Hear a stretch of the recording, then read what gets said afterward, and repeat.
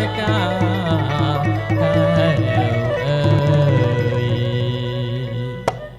សារិកាកែវកើយកុំចង់លេងសើចជាមួយប្រុសខ្ញុំ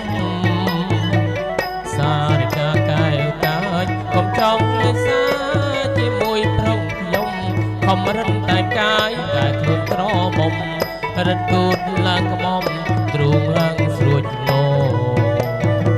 អាយ៉ាភ្នែកខ្ញុំឃើញស្រីសម្បត្តិព្រមចារីទាំងឯងចង់រៃវិយោ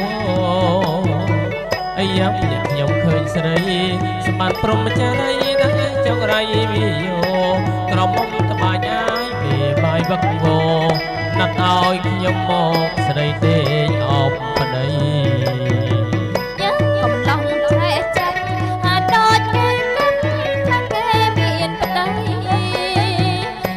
កំឡោះ